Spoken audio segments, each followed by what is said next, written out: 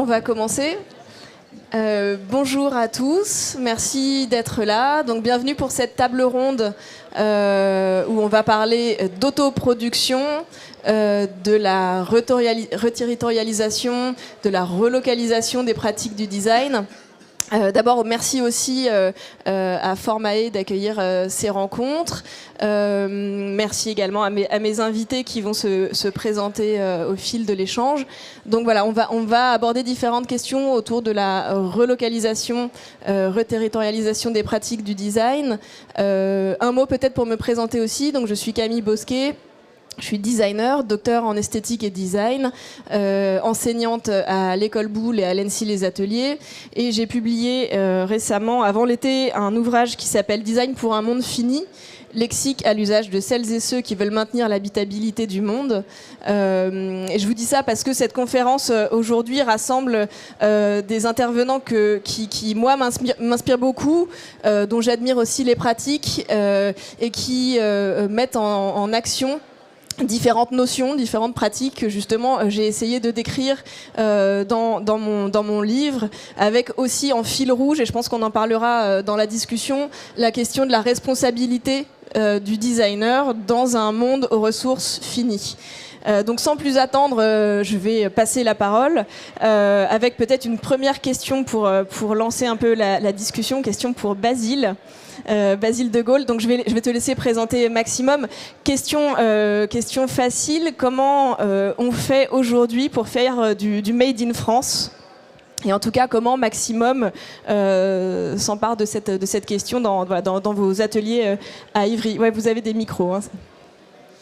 Bonjour, bonjour à tous. Donc, pour présenter rapidement Maximum, nous on est une société basée à Ivry-sur-Seine. Depuis 10 ans, on transforme du déchet d'industrie en mobilier en série. Donc on crée des grandes séries qui se vendent toute l'année en puisant dans les poubelles d'industriels.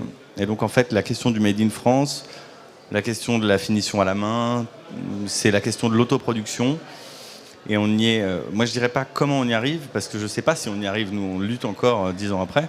On a fait des milliers de meubles, mais l'aventure n'est pas du tout bouclée. Mais surtout, pourquoi on fait ça ? Parce que l'auto-édition est absolument nécessaire quand on veut travailler le déchet industriel. Parce que c'est une matière qui est paradoxale, elle est à la fois idéale et en même temps elle sort de l'usine par la petite porte et donc en fait elle est par définition pas apte à y re-rentrer par la grande. Donc il n'y a pas d'édition autre que l'auto-édition, en tout cas quand on a commencé. Et même si les choses commencent à bouger aujourd'hui, qu'on voit bien que le design s'est emparé de la question de la matière première déjà avancée techniquement, parce que c'est comme ça que nous on définit un déchet. La question de l'auto-édition était une nécessité. Donc on a commencé le travail avec un atelier, des outils, des déchets qui est une matière très très répandue et facile à trouver. Et on s'est lancé dans le mobilier comme ça. C'était depuis 2015, c'est ça ? Ouais, 2015, okay. Ouais. Et est-ce que tu peux être plus précis sur le type de déchets avec lequel vous travaillez ou peut-être des exemples justement de produits récents qui... Ouais, alors on est parti sur un postulat au départ qui était de dire que y aurait une diversité de déchets et une quantité de déchets qui serait à l'image de l'industrie française, par exemple, sur le territoire français. Et donc, c'est vrai qu'il y a beaucoup d'industries différentes et chaque industrie produit son type de déchets. Et nous, ce qui va nous intéresser, c'est la matière première, donc le déchet qui sera produit toute l'année de manière récurrente et de manière hyper quantitative. Ensuite, on a une sous-catégorie de paramètres qui nous intéressent, c'est quand c'est qualitatif. Quand on va travailler avec l'aéronautique ou les fabricants de trains, on va avoir des déchets qui ont une histoire qui est riche, une trajectoire qui est complexe. C'est plus compliqué de travailler avec des déchets de carton ou des pots de yaourt parce qu'en fait, il n'y a pas grand-chose à faire avec, il n'y a pas beaucoup de valeur qui a été ajoutée à la matière et donc pas beaucoup de valeur à récupérer. Donc voilà, donc nous, ce qui nous intéresse, c'est les déchets dits sériels, produits en série, qu'on peut facilement comparer avec une production conventionnelle. Bon, il y a de la variabilité, il y a peu de soin qui est apporté à leur emballage, mais à part ça, ça sort des mêmes machines que le produit fini de l'usine. Et donc sur cette petite hésitation entre les deux, il y a finalement énormément de matière. C'est très disponible, c'est pas cher, c'est plein d'histoires. Et ça, on n'en parle pas souvent dans un discours écologique, mais en réalité, l'histoire contenue dans la matière ou dans les objets qu'on consomme est presque plus importante que la dimension écologique pure de la matière, parce que c'est ce qui nous attache aux choses. Et voilà. Voilà. Les déchets qui nous intéressent, c'est les déchets qui ont une histoire riche et qui sont complexes à produire. Ok. Peut-être passer la parole à Souleymane Midouni qui représente le duo, qui représente aussi Simon Chawa qui n'est pas là et qui s'excuse sur cette question des déchets et de la matière à partir de laquelle justement on peut travailler avec ce qui est là localement. Je pense que vous auriez plein de choses à dire à Niveau Zéro Atelier. Est-ce que tu veux présenter déjà peut-être un petit peu votre studio et quelques actions que vous avez menées récemment? Bonjour, moi c'est Souleymane. Du coup, je fais partie de Niveau Zéro Atelier, qui est un studio de design, d'architecture, mais qui fait aussi plein de projets très différents à des échelles assez variées. Et notamment beaucoup de projets qui ont une dimension de réemploi, que ce soit potentiellement de la chute, industrielle ou non, et aussi on s'intéresse beaucoup aux ressources du sous-sol. Voilà. Et des projets qu'on a pu mener un peu dans cette optique, il y a le projet Méga, qui était notre projet de diplôme avec Simon, justement, qui n'est pas présent aujourd'hui, qui s'attachait justement à... Ouais, c'est un projet qui s'attachait à utiliser et à valoriser un certain type d'argile qu'on trouve dans le nord-est parisien, qu'on trouve en fait beaucoup sur les chantiers parce que c'est une zone du bassin parisien où il y a énormément de pression, de construction en fait. Donc, cette argile est très présente et donc dès qu'ils en trouvent en fait, elle finit en exutoire, donc en décharge avec tous les déchets inertes de BTP. Et nous, l'idée c'était de réutiliser cette argile sur site, donc de la raffiner, pour pouvoir l'exploiter avec une machine qu'on a fabriquée qui est une extrudeuse pour faire des tuiles, des briques, des canalisations, ce genre de choses, mais aussi des objets. Et après, on a aussi pas mal travaillé avec les carrières de Saint-Maximin dans l'Oise. Enfin voilà, tout type de... Mais on travaille aussi sur d'autres types de ressources. Et pour rebondir sur ce que disait Basile, il y a aussi... nous, on travaille à une échelle qui est un peu différente et qui n'est pas celle de la production. On n'est pas du tout dans les mêmes chiffres en termes de série. On n'est pas forcément non plus sur les mêmes types de marchés, mais par contre, il y a un truc qui est commun, c'est l'idée aussi de comment on garde une forme de conformité de forme, et cette notion aussi de la pièce unique en série, un peu, en fait, quoi. De comment gérer la variabilité, comment gérer aussi, chose dont on en parlait avant, mais où le regard commence aussi à changer là-dessus, et sur le statut qu'on accorde à l'imperfection. Qu'est-ce que c'est l'imperfection ? Enfin voilà, je pense qu'il y a des communs là-dessus, quoi. Peut-être une question justement pour rebondir sur ce qui a été dit. Donc Emmanuel, ton statut à cette table ronde est un peu différent de Souleymane et Basile. Quel regard tu portes sur justement le rôle que les créateurs, les créatrices, les designers peuvent endosser face à ce monde fini? Donc là, on a beaucoup parlé de déchets, de matières locales disponibles. Quel regard tu portes sur ces pratiques-là et sur la manière dont on peut s'en emparer en tant que jeune designer? Et je te laisse aussi donc te présenter et situer un peu d'où tu parles. Merci beaucoup Camille. Donc, je suis Emmanuel Tiblou, directeur de l'école des arts décoratifs.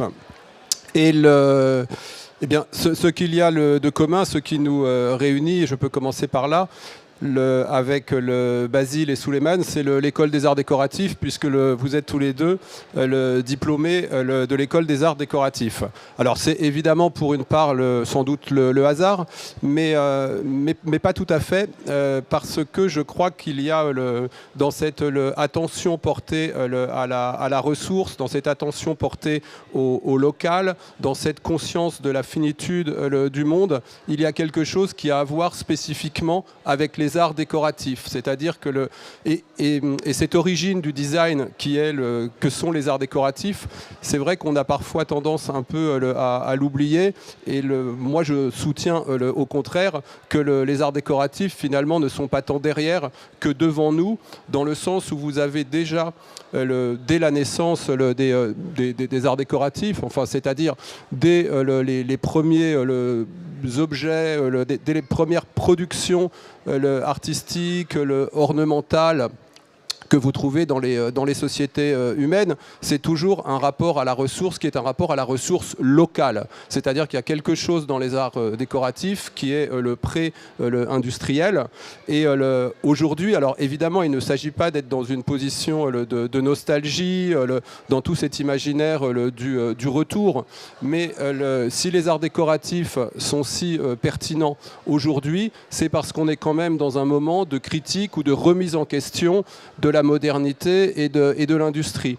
Et qu'est-ce qu'on constate et qu'est-ce qu'il y a, je pense, de commun dans nos approches, c'est que ce sur quoi vous travaillez, ce sur quoi nous travaillons à l'école, c'est en quelque sorte les angles morts de la modernité, ou alors de façon très métaphorique, les déchets de l'industrie. C'est-à-dire, vous travaillez vraiment sur le reste, sur le déchet, mais ce sur quoi, enfin, ce qui, moi, m'intéresse beaucoup à l'école, c'est par exemple travailler sur la ruralité ou travailler sur l'artisanat. Et d'une certaine manière, la campagne, l'artisanat, c'est une espèce de refoulé ou d'angle mort ou de déchets de l'industrie ou de la modernité. C'est-à-dire que c'est un oubli de la modernité qui s'est pensé avec les villes, qui s'est pensé à très très grande échelle avec le développement de l'industrie. Ensuite, pour être très précis, hein, encore une fois, l'enjeu, il n'est pas du tout d'être nostalgique. On ne peut pas revenir au temps de William Morris. Mais ce qu'il y a, par exemple, d'assez fascinant chez ce personnage de William Morris, qui est quand même le grand penseur ou l'un des grands penseurs des arts décoratifs, c'est qu'il est tout à fait contemporain de la révolution industrielle et il assiste en direct aux effets de l'industrie, aux effets de la modernité, et qui sont ceux dont on essaye de sortir ou qu'on essaye de dépasser aujourd'hui.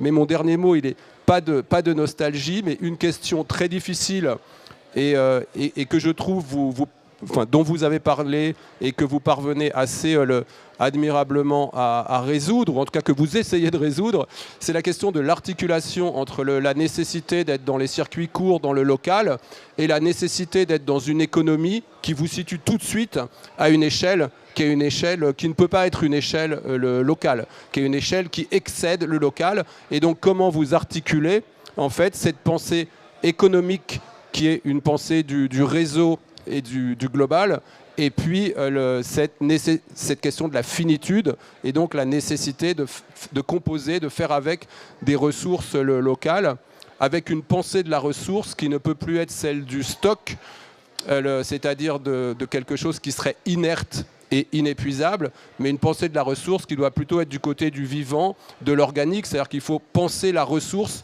en tant que la ressource, ça n'est pas un stock, c'est une dynamique, c'est vivant, ça peut mourir, ça peut s'accélérer, ça peut se raréfier.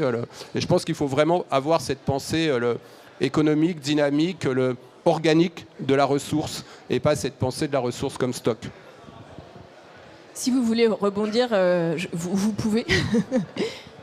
Moi, je veux bien. Ça m'intéresse d'articuler les notions de nostalgie et de ressources. Alors, petit point sur la ressource, mais je me demande, sans être allé vérifier la définition du mot ressource, mais je me demande à quel moment la ressource est devenue quelque chose qu'on doit aller chercher loin ou qui n'est pas vraiment accessible. Alors que je pense que la définition qu'on aurait tendance à s'en faire, la ressource, c'est ce qui est là, c'est ce qui se baisse. C'est ce qu'on obtient quand on se baisse. Et donc, par définition, c'est local. Ça a cette qualité d'être accessible. Et la notion de nostalgie, moi, elle m'intéresse parce que je pense qu'on est quand même un peu nostalgique d'un temps où on produisait avec un esprit qui était corrélé à ce qui est disponible, à l'histoire soit de sa région, et puis c'était comme ça que venait la pluralité, c'est comme ça qu'arrivaient les histoires dans les objets qu'on produisait. Et aujourd'hui, on vit une époque dont il faut qu'on sorte absolument, où les objets n'ont plus d'histoire. Ils ont des histoires qu'on leur injecte comme si on était des publicitaires, mais ils n'ont plus l'histoire de comment ils sont fabriqués, de pourquoi ils sont fabriqués. Ils sont que des réponses finalement à une demande gloutonne d'un marché qui en plus s'uniformise terriblement.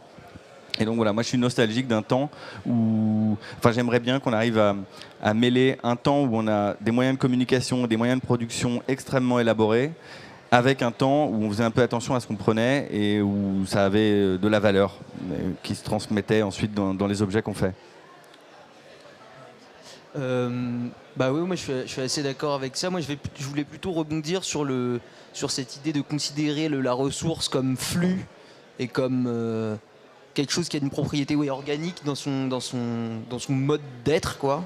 Je sais pas si je vais être très clair parce que je le réfléchis aussi en parlant, mais moi je le relie pas mal dans ma pratique à l'idée de comment la matière, d'un point de vue géologique, c'est qu'en fait une suite ininterrompue de concrétion et de dispersion, et qu'en fait nous on n'est même pas toute la technologie qu'on peut développer n'est qu'en fait une accélération ou une manière de figer ce mouvement-là, soit de l'accélérer en y ajoutant de l'énergie, des techniques, des gestes, mais qu'en fait on est complètement pris dans cette même logique, et que c'est aujourd'hui, j'ai l'impression que ce qui est en train de se passer, c'est qu'on est en train de se rendre compte de la finitude des choses, du fait qu'on est pris dans ce mouvement-là, et qu'en fait c'est juste un mouvement global dans lequel on est, et qu'on n'est pas en train d'inventer quelque chose qui serait hors du mouvement entre guillemets naturel, justement des ressources. Et aussi pour aller un peu plus loin par rapport enfin plus loin je sais pas, mais en tout cas dans le même sens, sur cette idée de ressources et d'intérêt porté à la ressource par les arts décoratifs, je pense qu'il y a aussi au-delà même de ça l'idée de se positionner dans les interstices, en fait. Parce que c'est certes une pensée de l'écologie, mais c'est en fait quelque chose même d'hyper pragmatique, qui est qu'en tant qu'artiste, en tant que designer jeune, en fait, on existe dans les interstices, on existe en banlieue, là où c'est moins cher, on existe avec les ressources qui sont moins chères, qui sont trouvables. Et donc en fait, pour moi, c'est aussi dépasser un espèce de côté écologique un peu moral, quoi. Et d'aller vraiment dans un truc très matériel, en fait, l'écologie, elle est du côté de la finitude, elle est du côté d'un truc, un matérialisme dialectique, on va dire, quoi. Mais enfin, voilà, de quelque chose, en fait, de très pragmatique et pas du tout, comme ça, moral et abstrait, quoi. C'est quelque chose de... Enfin, voilà. J'aurais bien voulu aussi je sentais que ça marchait. Vous entendre. Tout à l'heure, Souleymane, tu disais, avec Basile, on n'est pas exactement sur les mêmes marchés, sur les mêmes modes de diffusion aussi de ce qu'on produit, de nos objets. Et pour rejoindre ce que tu évoquais sur la question un peu de l'engagement aussi en tant que designer, peut-être dans des interstices ou dans des circuits qui sont moins officiels, moins industriel peut-être. J'aurais bien aimé vous entendre là-dessus pour faire le lien aussi avec une table ronde qui a eu lieu jeudi après-midi sur le designer à tout faire, qui abordait aussi ces questions justement du choix de l'auto-édition, du choix de l'autoproduction. Et je voudrais savoir comment vous, en tant que designer, vous avez été amené à faire le choix de monter votre entreprise, monter votre studio et un peu revenir sur les statuts, sur ce choix de modèle économique pour l'un et pour l'autre. Et puis tu pourras rebondir aussi là-dessus, je pense. Alors, dans notre cas, la notion de designer à tout faire, elle nous définit bien au départ parce que on était sur 3 associés, on est 2 designers. Et en fait, on a détourné la manière, il y a 10 ans, donc on a détourné la manière de penser un objet, de le fabriquer, en ayant accès à une ressource immense et en prenant, possession des moyens de production comme une nécessité. Et en fait, petit à petit, on arrive à convaincre des industriels pour qu'ils jouent leur rôle en fait dans ce qu'on essaye de faire nous. On veut faire de l'édition industrielle.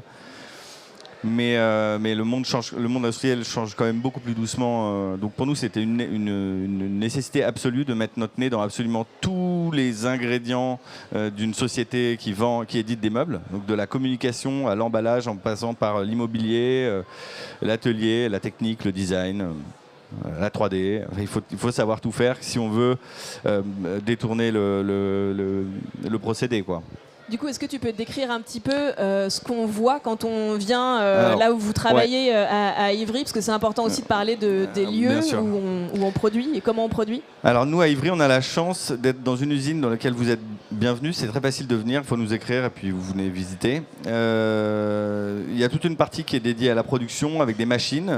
Il y a 10 ans d'accumulation de machines. Donc on a des extrudeuses aussi, ça fait un sacré point commun dans lequel on met du plastique qui coule et qui donne une chaise qui a un look assez étrange, étrange, mais vous en verrez des piles entières dans nos salles, parce qu'après, il y a plein d'autres étapes sur la chaise. Une fois qu'elle est coulée, il faut les barber, il faut la percer, il faut la prendre en photo, il faut la mettre dans les cartons. Et donc, en fait, ça ressemble à une usine de mobilier, très colorée, très diversifiée, avec des histoires très riches au coin de chaque mur. D'un côté, on transforme du plastique, ce qui est devenu complètement mainstream aujourd'hui, mais tant mieux d'ailleurs, de recycler du plastique.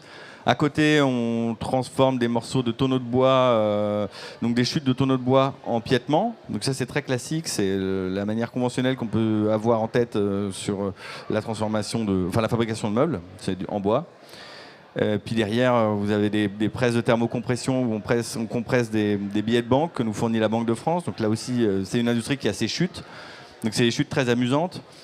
Quand on rentre dans l'histoire, on voit qu'il y a encore tous les dessins. On est à cheval entre la monnaie et le mobilier que c'est en train de devenir. Donc c'est assez troublant. Mais si vous voulez, c'est un tour qui peut être très long à faire parce qu'il y a à chaque fois des univers entiers et des techniques qu'on est obligé de développer spécifiquement pour chaque projet. Ça, c'est aussi un peu ce qui fait la spécificité de notre travail.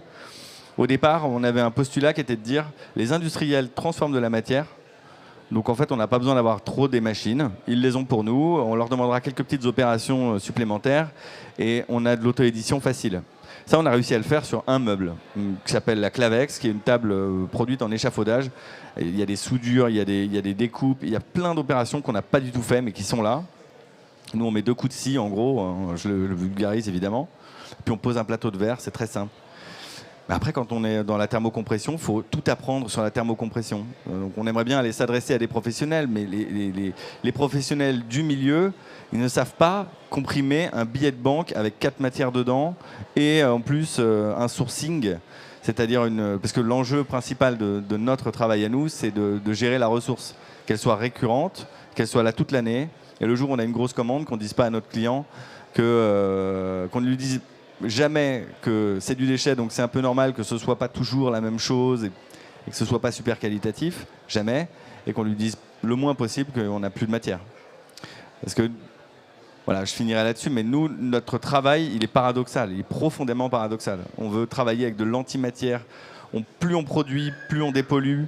On choisit la moitié des choses et c'est ça notre choix, c'est d'arbitrer, de faire cette espèce d'art martial à partir de matières déjà composées, qui a déjà beaucoup de choses à dire. Et donc voilà, on est sans cesse dans un paradoxe. Là, on utilise une matière première qu'on ne souhaite plus voir exister, qui est la chute, qui est l'emblème du gaspillage finalement, même si... Et il faut quand même le dire, les industriels ne sont pas des grands méchants d'avoir des chutes. C'est absolument normal. Comme quand on repeint son salon, je veux dire, on ne peut pas finir le pot sur le dernier coup de pinceau, c'est pas possible. Un industriel, c'est pareil. Voilà.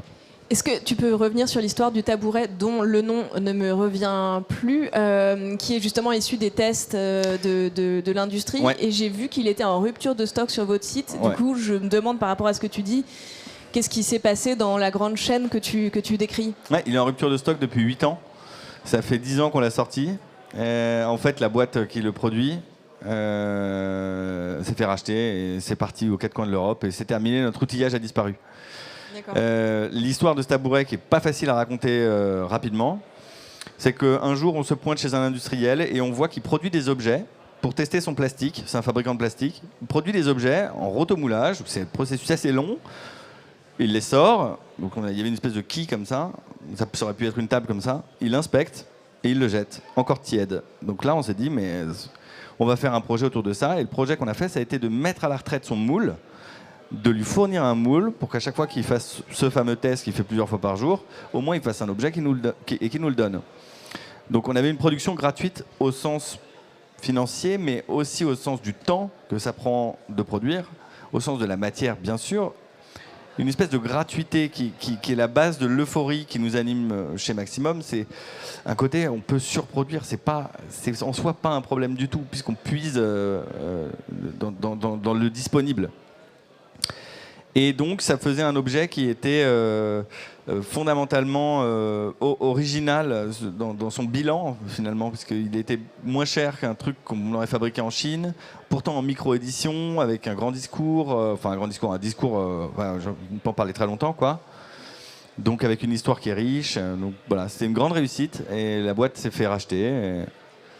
Et voilà, terminé. Et combien de fois on nous a proposé de le rééditer, évidemment artificiellement, on reprend le même moule, on met du plastique dedans et puis on continue à raconter l'histoire. Ça, c'est le monde malade dans lequel on vit. Voilà. Et nous, ce qui compte le plus pour nous, c'est les histoires. Et voilà, c'est ce qui manque. Souleymane, du coup, sur cette question du choix de l'auto-édition, de l'autoproduction et du statut, de l'échelle à laquelle vous vous situez, vous, chez Niveau Zéro, vous êtes un peu multi-casquette. Ouais, bah justement, en fait, vous êtes nombreux aussi. C'est une question à laquelle on ne sait pas vraiment répondre aussi, parce que on peut participer à des expositions un peu comme ici, où là on expose des choses à la Design Week dans différentes expositions, différentes galeries, différents lieux, mais on travaille aussi pour des marques, pour des clients particuliers, pour du retail, de l'architecture d'intérieur, enfin voilà, et puis aussi on peut faire un jour une sculpture pour la Société du Grand Paris, et puis le lendemain faire une série de vaisselle en céramique pour un restaurant. Enfin voilà, c'est des choses très diverses dans leur échelle et dans les contextes et dans les sujets que ça travaille.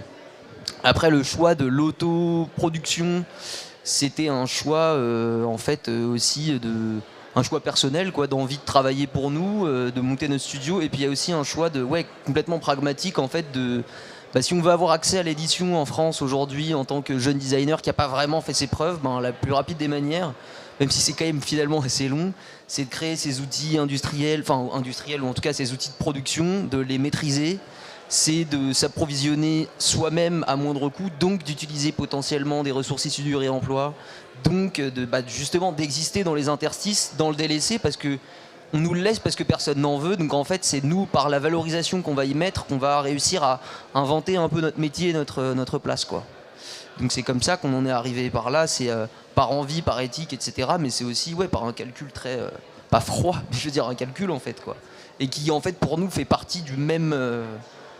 C'est une question de vision du monde aussi, quoi. Est-ce que on adore faire de la 3D, on adore faire de la conception, mais on aime aussi faire 1000 passes de défonceuse dans la journée et être à l'atelier, faire du bois, de la céramique et autre chose, quoi. Est-ce que tu veux décrire justement aussi, comme l'a fait Basile, les lieux où vous travaillez ? Comment ? Pardon. Est-ce que tu veux décrire les lieux où vous travaillez, votre atelier c'est un atelier. C'est un atelier qui est à La Courneuve, qui est en face d'une usine qui maintenant n'existe plus. Elle a été démolie. Ils ont fini de la démolir cet été d'ailleurs. Qui est une très belle architecture, structure Eiffel un peu, quoi.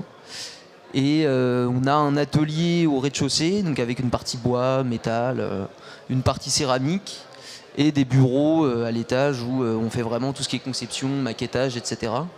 Et c'est un atelier qui, je pense, dans son échelle est beaucoup plus petit que les locaux de Basile, ce qui est normal parce qu'on n'est pas non plus, on fait de la production, mais quand même soit en très petite série, soit en pièces uniques, soit à la commande, quoi, entre guillemets, ou soit sinon vraiment du prototypage quand on travaille avec des artisans ou avec des entreprises extérieures. Donc c'est pas tout à fait les mêmes échelles et les mêmes enjeux, même si on les retrouve parce qu'on s'organise aussi beaucoup autour de s'approvisionner nous-mêmes, gérer nous-mêmes la ressource et produire nous-mêmes, même si c'est à une moindre échelle, quoi. Pour prolonger ça, Emmanuel, toi qui as un regard sur les formations en design aux Arts Déco évidemment, mais aussi en général en France, est-ce que tu penses que, voilà, on entend qu'il faut fabriquer ses propres machines, connaître en tout cas son parc de machines, etc. Est-ce que tu penses qu'il faut aussi former les jeunes designers à être entrepreneurs ? Parce que finalement, vous êtes aussi, vous, des chefs d'entreprise, ce qui vous donne aussi une forme de liberté, sûrement dans les choix de projets que vous faites. Oui, bien sûr, mais j'irais même au-delà, c'est-à-dire qu'il faut je pense qu'il faut. Moi, depuis 6 ans que je suis aux Arts Déco, j'essaye de transformer l'école autant que possible, en considérant quand même comme préalable qu'il faut que l'école, elle doit permettre aux designers qu'elle forme de se confronter et de composer avec quantité d'autres savoirs, dont les savoirs de l'entreprise, mais finalement sans leur donner non plus tant d'importance, même si évidemment c'est fondamental de savoir monter son entreprise. Mais ce que je voudrais soutenir, c'est donc un peu paradoxal, parce qu'on entend toujours les écoles ne sont pas assez professionnalisantes. mais le professionnalisant, ça veut dire qu'une école, elle devrait permettre à des diplômés de s'insérer ou de s'inscrire dans un monde existant. Or, je crois que nos écoles, elles doivent vraiment former plutôt des transformateurs, c'est-à-dire des gens qui ne vont pas tant s'insérer que le transformer aussi les process, les façons de faire et le rapport notamment au territoire et à la ressource. Alors, ce qu'on essaye de faire, nous, aussi bien à l'échelle de l'école qu'à l'échelle de ces programmes qu'on a montés qui s'appelait d'abord Design des mondes ruraux et qu'on est en train de déployer sur 5 autres territoires et qui s'appelle désormais le Design des territoires, c'est de monter des équipes qui soient vraiment des équipes hybrides, transdisciplinaires. Et c'est la raison, par exemple, pour laquelle on a intégré, nous, l'université, le PSL, pour que les designers travaillent avec des économistes de Dauphine, avec des ingénieurs de l'école des mines et avec des sociologues de l'école normale supérieure. Et à l'échelle du programme Design des territoires, donc un programme post-master, on travaille finalement, on constitue des équipes qui réunissent globalement d'expérience depuis 3 ans maintenant, 3 types de profils, des designers, des architectes et des paysagistes. Et au sein des designers, vous avez aussi des cultures différentes. Toi, par exemple, tu enseignes à l'ENSI et à Boulle. Tu vois bien que les cultures de l'ENSI et les cultures de Boulle ne sont pas les mêmes et que ce qui est absolument fantastique, c'est de faire travailler ces personnes ensemble. Et c'est la raison pour laquelle aussi je m'investis autant que possible dans la direction et dans la création et la direction du campus, le mode métier d'art design, qui est un campus qui fédère non seulement toutes les filières professionnelles, mais aussi toutes les écoles supérieures en métier d'art, le mode et design des académies de Paris et de Versailles. Et toute mon énergie, j'essaye de la mettre au service de la création de passerelles, d'équipes comme ça, pluridisciplinaires. Et ou encore ce qu'on fait là au niveau de... pour revenir à la question de la ressource. La ressource, ce qui est presque le plus intéressant encore dans ce mot ressource, c'est ce petit le préfixe là, le re, parce que le re, ça veut toujours dire à la fois le redoubler, recommencer, répéter. C'est par exemple représenter ou recommencer, c'est présenter à nouveau, commencer à nouveau. Mais ça a aussi un sens d'intensification. Quand vous dites recherche, le re, il ne veut pas tant dire chercher à nouveau que chercher avec beaucoup d'intensité dans la façon de chercher. Et je pense que la ressource, c'est à la fois cette nouvelle source et aussi cette intensification de l'importance de la source. Et qu'est-ce que c'est que la source? Si vous pensez à la source des fleuves, par exemple, c'est ce qu'on ne voit jamais. C'est-à-dire qu'on apprend à l'école que la Loire prend sa source ici, que la Garonne prend sa source là, etc.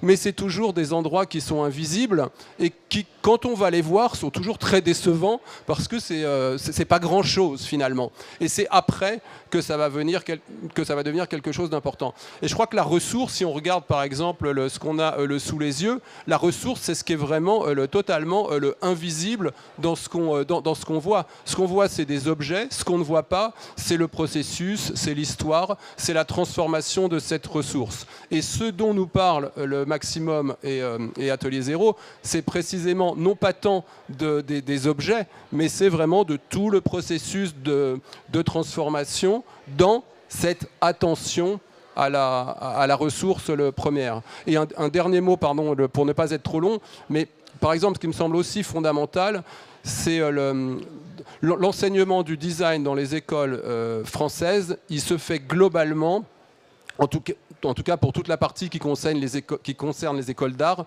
au prisme des cultures visuelles, au prisme des arts visuels, avec une espèce de grands points aveugles, souvent, qui est la question de la matière, des matériaux. Alors ça n'est pas le cas dans les écoles qui viennent plutôt de la tradition des arts appliqués, comme le Boulle ou comme Olivier de Serres par exemple, où vous avez déjà des matériothèques. Aux Arts Déco, vous avez une matériothèque. À l'ENSI, je crois qu'il y a une matériothèque. Quand on a créé l'école de Saint-Étienne à la Cité du Design, l'une des premières idées, ça a été de dire il faut absolument qu'il y ait une matériothèque dans cette école, qui est à la Cité du Design. Et donc cette question des cultures matérielles, elle est absolument fondamentale et elle doit être enseignée partout. Et non seulement, si on veut comprendre ce que c'est que la matière, il faut qu'il y ait aussi des ingénieurs, il faut qu'il y ait aussi des chimistes. Et ce qu'on fait par exemple dans le programme la Design des territoires, c'est qu'on déploie cette année dans 6 types de milieux, je pourrais y revenir, mais la première semaine, c'est toujours une semaine d'arpentage du territoire avec des géologues, avec des écologues, avec des spécialistes du territoire. Et donc, design des mondes montagneux, par exemple, qu'on ouvre là dans le Puy-de-Dôme, eh bien, ça va commencer par une randonnée. Le design des mondes ruraux, c'est là aussi une promenade à bicyclette et puis de temps en temps à pied avec des spécialistes de la forêt, des spécialistes de la géologie. Et c'est comme ça aussi, c'est dans cet apprentissage, disons dans cet enseignement nécessairement transdisciplinaire de la ressource que vous allez pouvoir former des designers responsables, comme le sont nos amis Basile et Souleymane. Merci. Oui, je trouvais que c'était important justement que tu racontes un peu ces nouvelles formations. Donc merci d'être venu là-dessus. Derrière tout ça, on entend qu'il y a la question aussi de raconter des histoires sur ces territoires, évidemment la ressource, mais aussi de refaire peut-être le lien entre les habitants et leur lieu de vie, de prendre soin aussi de ce lien. Comment est-ce que tu peux nous raconter plus précisément des actions qui ont été menées peut-être à Nontron ou ailleurs par les précédentes équipes qui se sont engagées dans ce master? Le principe très vite, là, pour résumer les choses très rapidement, c'est l'idée de dire que aujourd'hui, l'essence.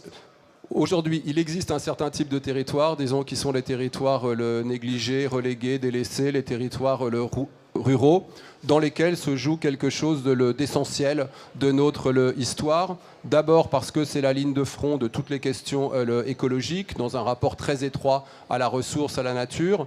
Ensuite, parce que c'est se délaisser de la modernité. Et en troisième lieu, parce que ce sont des territoires sur lesquels les questions que nous rencontrons en ville, les grandes questions auxquelles est confronté l'Occident, les transports, le vieillissement de la population, les inégalités, ces questions-là la santé, ces questions-là se posent avec une acuité beaucoup plus forte qu'ailleurs, et c'est la raison, c'est ce qui a donné lieu notamment au mouvement des Gilets jaunes en novembre 2018. Et ce projet Design des territoires, il est vraiment né comme la réponse de la jeunesse, du design, de l'enseignement supérieur à la fracture territoriale et à cette crise des Gilets jaunes.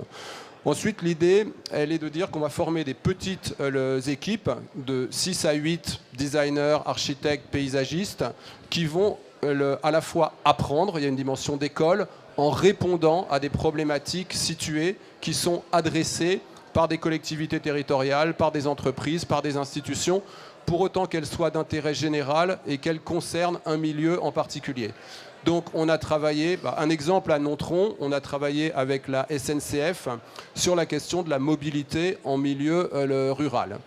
Et la réponse qui a été apportée par une équipe pluridisciplinaire, il y avait une jeune femme qui venait de l'école de design Nantes Atlantique, un garçon qui avait fait ce DSA excellent à la Souterraine en Creuse, et puis d'autres étudiants qui venaient de Boulle, des Arts Déco, de l'ENSI. La réponse, ça a été de dire on va partir des transports scolaires, des autobus de transport scolaire qui existent partout dans toutes les campagnes et qui ne sont utilisés que 4 heures par jour, et on va faire en sorte qu'ils puissent transporter aussi des salariés et des denrées alimentaires. C'est-à-dire dans le même bus, vous mettez un collégien, un salarié de l'usine du coin et des choux-fleurs et des carottes. Et à partir du moment, donc ça c'est un projet qui s'est appelé le Optibus, qui est en train d'être testé, qui a été prototypé, qui va peut-être être le déployé. Et à partir du moment où on a fait ça, on a touché par exemple à la question alimentaire. Et on s'est aperçu que les producteurs bio, exemplaires vertueux de Nontron, donc on est dans cette région de la Dordogne qui s'appelle le Périgord vert, le nord-est de la Dordogne, eh bien leur production, elle était écoulée non pas à Nontron, mais elle était écoulée beaucoup plus loin, par exemple à Bordeaux, parce qu'ils ne maîtrisaient pas la distribution. Et puis que les Nontronais, les gens du Périgord vert, en fait, ils mangeaient de la nourriture qui venait de Charente ou qui venait de Bordeaux. Et donc, on s'est mis à travailler, par exemple, sur le circuit alimentaire, sur la qualité de la nourriture, avec une cantine dans un établissement scolaire qui est l'une des premières cantines entièrement bio en France. Et la façon de travailler, elle est vraiment comme ça. Trois problématiques par an. Une façon de repenser l'école comme école de terrain, d'être aussi un bureau d'études qui va travailler pour les collectivités sur des grandes questions, et avec donc une approche par les milieux désormais. Design des mondes littoraux dans les Côtes d'Armor, design des mondes montagneux dans le Puy-de-Dôme, design des mondes forestiers dans les Vosges du Nord, design des mondes insulaires à La Réunion, design des mondes urbains à Fontenay-sous-Bois et le design des mondes ruraux à Nontron, avec cette idée que chaque milieu pose un certain type de questions et qu'on peut résoudre avec un certain type de ressources. Par exemple, en milieu littoral, on va travailler sur le retrait du trait de côte et la pression immobilière qu'il peut y avoir dans une région comme la Bretagne.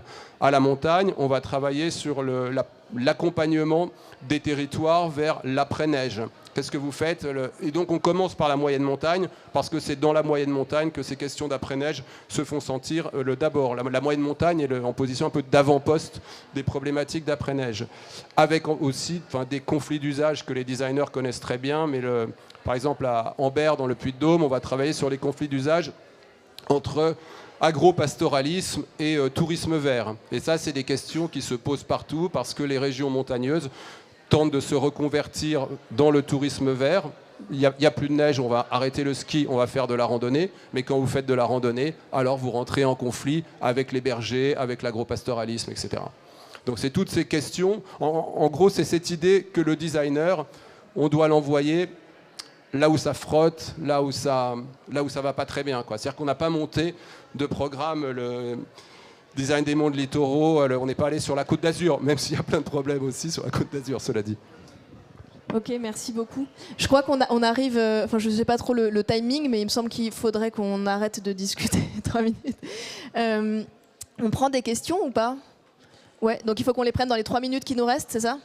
D'accord, donc je vous propose qu'on passe le micro pour voir si dans le public, peut-être certaines ont envie de réagir à ce qui a été dit, présenté, ou de poser des questions à nos intervenants. En tout cas, merci beaucoup à tous les 3 pour vos propos.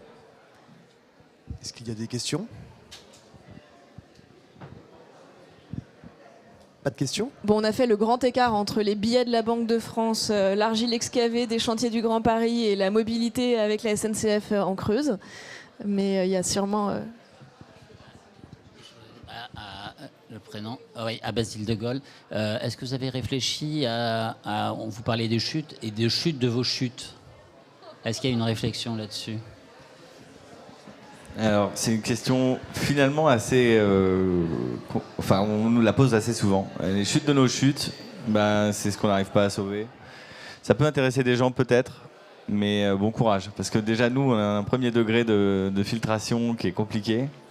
Nos petits bouts de bois, on les brûle, et puis le reste, on ne sait pas quoi en faire. On est nous-mêmes le même modèle. On n'a pas changé notre manière de transformer. On a les mêmes machines que les industriels. C'est juste que la ressource qu'on prend... on la prend dans la poubelle et il y a une fraction qui repart dans la poubelle. La question est intéressante parce que, au bout du compte, quand on réemploie des morceaux de bâtiments, ce qu'on a fait un peu, j'en ai pas parlé, mais on a une dimension d'architecture, ça commence à faire des gros déchets un peu lourds, des vitres, des portes. Et puis ce qu'on n'arrive pas à sauver parce que la porte est abîmée, aucun client n'en voudra, c'est pour notre pomme en fait d'aller le mettre à la déchetterie. Donc ça c'est intéressant aussi. Et que le modèle, pour le moment, on est très gentil et on ne se fait pas encore financer pour avoir essayé. Et on paye de notre poche la mise en décharge de choses qu'on a essayé de... donc ça, c'est intéressant. Voilà comment je détourne la question. Moi, j'ai une autre question. J'ai une autre question. Ça marche pas mon truc, si? Si. Ah. Une autre question, je pense pareil qu'on doit vous poser souvent, mais bon, je la pose quand même. Est-ce que le fait que justement vous preniez en charge les déchets de l'industrie encourage pas d'une certaine manière les gros industriels à continuer à en produire sans trop se poser de questions, puisque vous êtes là pour vous en occuper? Alors, j'ai dit c'était une question un peu... non, c'est hyper intéressant. Plat, hein. Il y a plein de réponses. La première, c'est que les industriels, ils n'en ont pas du tout rien à faire de leurs déchets. Ils pourraient faire mieux et ils pourraient se poser des questions et aller dans notre sens en travaillant avec nous. Donc les industriels qui travaillent avec nous sont des gens qui déjà se posent des questions. Ça, c'est la première chose. Globalement, quand on se dit est-ce qu'on n'alimente pas un monde malade, on va dire, une production malade. Moi, je pense que la maladie de notre monde, elle n'est pas là où on pense, elle n'est pas dans la ressource qu'on va chercher, elle n'est pas tellement dans nos pratiques de production, elle est dans nos pratiques de consommation et elle se situe très précisément dans la poubelle. Poubelle, c'est un objet récent qu'on pourrait définir ainsi, en disant c'est un objet, c'est un contenant dans lequel on met ce qu'on ne veut pas, on le rouvre le lendemain et c'est vide. Et toute notre économie est basée là-dessus, sur le fait que on n'a aucune limite parce qu'on n'a pas de limite de place ou on n'a pas de problématique pour évacuer ce qu'on engendre.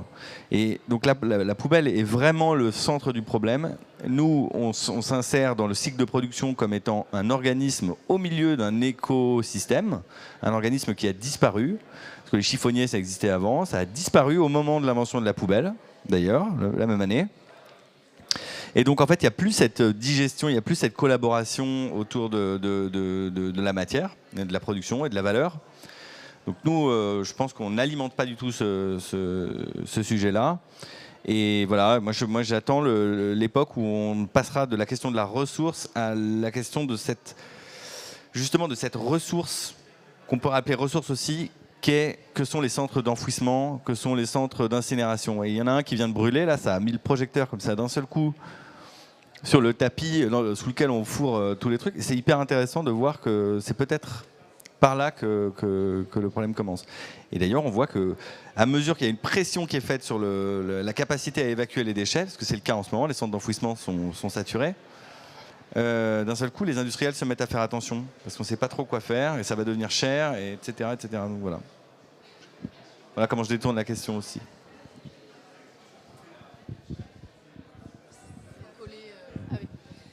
Bonjour, je m'appelle Christine Veillard. J'ai une question qui n'a pas été du tout abordée, c'est la question de l'esthétique.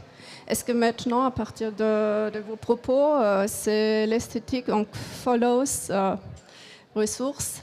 Et est-ce que vous avez aussi un discours, une réflexion, comment en fait faire évoluer l'esthétique et les questions qui tournent voilà, dans cette veine-là? Vas-y, Souleymane. J'ai pris le micro voracement comme ça. Moi, je répondrais en disant que, en fait, il y a pas déjà, il y a des changements, des esthétiques qui déjà sont actuellement en conflit, même dans, on va dire, la production mainstream contemporaine, et qui elles-mêmes font appel à différents narratifs, qui ont différentes manières de créer le désir par rapport à ça déjà. Après, je ne vais pas répondre à la place de Basile, mais je pense que les choix esthétiques qu'il peut pratiquer et ceux que nous, on peut pratiquer sont tributaires de choix personnels et de goût. Après, je pense qu'il y a aussi le fait que, en tout cas, ce qu'il y a de commun, je pense, c'est le fait que l'esthétique qu'on pratique, c'est pas l'abstraction qui dépasse la matière, elle part de la réalité. C'est une esthétique qui part des conditions présentes et qu'on travaille, bien sûr. C'est pas si simple que ça, mais c'est pas une esthétique abstraite qu'on vient plaquer sur le réel. Et en ça, je pense que dans le design, comme dans l'architecture, comme dans plein de formes aujourd'hui d'expression, ça c'est un mouvement commun. De pas vouloir plaquer une grille de lecture abstraite sur le réel, mais plutôt de partir du réel pour faire quoi. renverser aussi l'adage moderniste selon lequel la forme suit la fonction. Ça, c'est vraiment c'est l'adage moderniste parce que ça veut dire qu'on peut le produire comme ça finalement quand même toutes les formes possibles et qu'on peut aussi créer des désirs qui s'affranchissent des fonctions. Enfin, c'est une formule qui contient presque en germe l'infini du marketing. Et moi, ce qui m'intéresse, c'est aujourd'hui les designers, par exemple, et je pense à un avec lequel j'ai travaillé qui s'appelle Nicolas Verschave, qui renverse la chose et qui essaye de revenir à ce moment où la fonction suivait la forme. C'est par exemple, encore maintenant, quand on construit des bateaux, on va chercher un bois qui est incurvé. Vous avez ça aussi chez certains artistes. Par exemple, il y a un artiste, j'y pense parce que je me suis occupé d'une résidence dans un petit village du Lot qui s'appelle Les Arcs, où vous avez un peintre et un sculpteur qui s'appelle Zadkine qui était là-bas.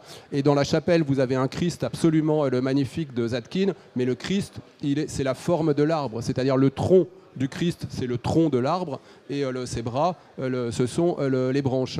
Et il y a de plus en plus aujourd'hui de designers qui essayent de repenser les choses dans cet angle-là, c'est-à-dire partir de la forme, donc partir en somme de la ressource, et voir quelle fonction on peut imaginer à partir du déjà là, à partir de l'existant. Et je pense que c'est la base de la transformation, la nostalgie absolue, c'est celle du néolithique finalement, de ce moment où on a un bâton qui va servir à faire ça.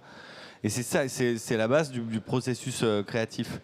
Et moi je trouve que la formule, qui est un peu publicitaire en elle-même, form follows quelque chose, comme s'il y avait... ça change toutes les décennies, et puis c'est bien, ça raconte un peu où on en est de la notion d'esthétique, mais l'esthétique doit suivre en tout cas quelque chose, ça c'est sûr. Et aujourd'hui, elle ne suit pas quelque chose, elle suit la mode, on va dire, mais l'esthétique ne peut pas être plaquée, effectivement, et l'esthétique n'est pas que visuelle, elle est totale, elle est globale, et effectivement, c'est la notion de suivre. Et moi, j'ai du mal à parler de mon travail, enfin en tout cas à parler du déchet, parce que je trouve que c'est dévalorisant, c'est pas bon. La notion de surcyclage, elle est pas juste non plus. Je trouve qu'il nous manque les mots pour en parler. Et puis récemment, je me suis dit que ce qui m'intéressait dans le déchet comme matière première, c'était la trajectoire qu'il avait. C'est-à-dire qu'il a une trajectoire industrielle, il a une trajectoire qui l'a fait traverser des endroits et qui l'a enrichi. Et finalement, le surcyclage, qui est encore une fois un mauvais mot, c'est la capacité à profiter de cette trajectoire, de cet élan, de cette énergie qui est contenue dans les matières et tout simplement les poursuivre. Et donc c'est vraiment la question de suivre. Voilà, les formes où l'esthétique follows quelque chose, ça c'est sûr.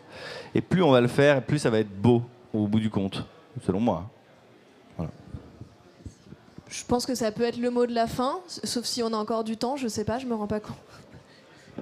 Ok, sauf si quelqu'un a une autre question dans l'Assemblée, je vous propose qu'on s'arrête sur cette belle phrase. Ah non, il y a une main levée.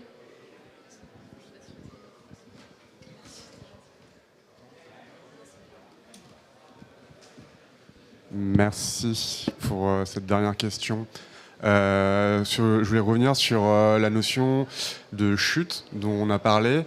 Et j'avais en réflexion le fait que finalement, s'il y a chute, c'est qu'il y a eu une mise en forme de matière à partir d'une matière industrielle qui est différente finalement de la mise en forme par la soustraction, que par l'addition, je veux dire. En fait, ce que je veux dire, c'est que peut-être que la forme et les chutes qui sont produites à cause de cette forme, peut-être que le problème vient du standard industriel, justement, qui est mis en forme pour avoir le produit fini, à l'inverse, justement, d'une mise en forme additive, comme on disait, on en parlait tout à l'heure pendant l'autre talk, qui était à partir de moules. Et en fait, je serais plutôt curieux de savoir quel est votre avis sur ça, notamment Souleymane, toi qui travailles par exemple avec de l'argile et qui va utiliser le plus souvent des moules par l'injection de l'extrudeuse dont tu parlais, qui justement évite d'avoir des chutes.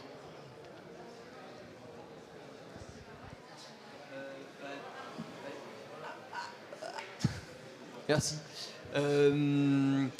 Ouais, alors en fait, de toute façon, l'argile en soi est une matière qui est potentiellement virtuellement sans chute, puisque toute matière que tu enlèves, tu peux la à partir du moment où, même si elle est sèche, tu la réhumidifies, et puis tu peux. Donc potentiellement, virtuellement, il n'y a pas de chute. Il y en a toujours un tout petit peu parce qu'on finit toujours par gaspiller un tout petit peu, ça arrive quoi. Mais pour en revenir à ce que tu disais, oui, complètement. C'est vrai que y a certains procédés qui sont moins générateurs de chute que d'autres. Après, par exemple, moi je travaille beaucoup le bois. Ça fait de la chute souvent de manière inévitable. Bon, après, plus on est bon, plus on est malin, plus on calcule son calpinage, etc. pour qu'il y en ait moins. Mais c'est, comme disait Basile, potentiellement un peu inévitable selon les procédés. Et après, la question, c'est aussi qu'est-ce qu'on fait de cette chute, parce que cette chute, elle peut être valorisée en atelier, elle peut être valorisée soit par nous-mêmes, soit par d'autres. Enfin voilà, moi je sais que je travaille beaucoup avec des menuisiers qui, quand ils n'arrivent pas à valoriser leur chute, bah en fait ils en font des granulés de bois pour leur chauffage par exemple l'hiver quoi. Après, mais oui c'est sûr que certains procédés sont plus générateurs de chutes ou de déchets que d'autres, ça c'est sûr ouais. Tu voulais dire quelque chose? Alors moi je précise que la chute ne doit pas être considérée comme un problème en soi. Elle l'est encore aujourd'hui parce que ça remplit des poubelles et puis ça disparaît. Mais en fait, c'est des opportunités incroyables pour d'autres étages de production. Et donc, nous, on milite pour ça. On milite. Nous, notre combat, au bout du compte, c'est pas tellement de meubler la France, bon, même si ça nous ravit, mais c'est de faire changer notre rapport culturel à la matière première. Et donc, notre regard sur ce que c'est qu'une chute, l'intérêt que ça a, les avantages que ça a par rapport à d'autres matières. Et voilà, et on peut rêver d'un monde où, même si on part de standards, grâce aux standards, la chute est elle-même standardisée. Elle peut rentrer dans des machines ou alors on travaille de concert au bon moment parce qu'il y a une notion de timing dans le déchet. Si vous voulez, la valeur de la matière, elle tombe instantanément dès que ça tombe de la machine. Et puis après, ça passe son temps à descendre.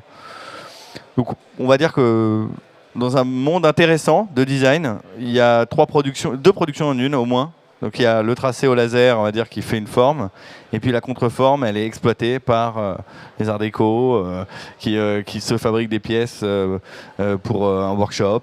Et en fait, c'est très basique, hein, c'est très simple. Mais cette communication autour de la chute, elle n'existe pas.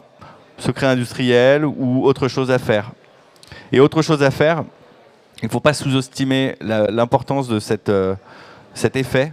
C'est-à-dire que même dans le cas de production par extrusion où il y a a priori zéro chute, et c'est notre cas aussi, on extrude, a priori on a zéro chute, en fait on en a, et on ne peut pas passer une demi-journée à trouver quelque chose à faire avec alors qu'en fait on est déjà en train de faire autre chose. Et donc en fait c'est proprement inévitable, je pense. Après, donc il y a la question de est-ce qu'on arrive à réexploiter la chute, et aussi si on n'arrive pas à l'exploiter, qu'est-ce qu'on en fait. Donc, dans le cadre de l'argile, moi j'ai la chance que ce soit un matériau qui soit peu mince il pleut, que ce soit peu toxique ou dangereux ou voilà. Mais oui, après qu'est-ce qu'on en fait quoi. Et même si on n'arrive pas à la valoriser pour en faire un objet, elle peut peut-être être valorisée autrement. Par exemple, je sais que, enfin, on l'a constaté beaucoup, mais l'argile, souvent, quand elle est sortie des chantiers, elle est envoyée en exutoire, ce qu'on appelle donc ces immenses décharges à ciel ouvert. On met tous les déchets de BTP, les gravats, etc. Et ça, en fait, ils attendent un bon moment. Puis quand tout le monde, quand on sait vraiment plus quoi en faire, quand c'est trop plein, on re-remplit des carrières en fait avec. Donc c'est littéralement en fait sortir un truc du sol, l'emmener à un endroit pour en fait reboucher un trou duquel on exploitait un truc. Enfin, c'est ce qu'on fait quoi. Donc c'est en fait, c'est ce qui se passe même à notre échelle, bon, sans que ce soit aussi grave ou sans que ce soit aussi absurde, mais c'est un peu ce qui se passe aussi, quoi. On fait des petits tas dans des endroits où... Oui, voilà. Alors, Isabelle de Bonfili, j'ai une expérience à vous partager. L'ameublement français a lancé une initiative qui s'appelle 100% économie circulaire et a monté un speed dating géant entre les industriels de l'ameublement et ce qu'on appelle les uppers comme Emmaüs et d'autres qui utilisent les déchets pour créer des binômes de projets qui sont accompagnés pour réutiliser toutes les chutes de production de l'ameublement français pour créer des nouveaux objets ou des projets. Et c'est lancé et ça va se faire. Donc il y a des initiatives d'un syndicat professionnel. Ça aura lieu quand ? Bientôt. D'accord, en cours. Super. Merci. Est-ce qu'il y a d'autres questions ? Ou pas ? C'est bon, on s'arrête là. Bah, je vous remercie beaucoup. Donc merci à tous les trois et merci à vous tous pour votre présence. Bonne journée.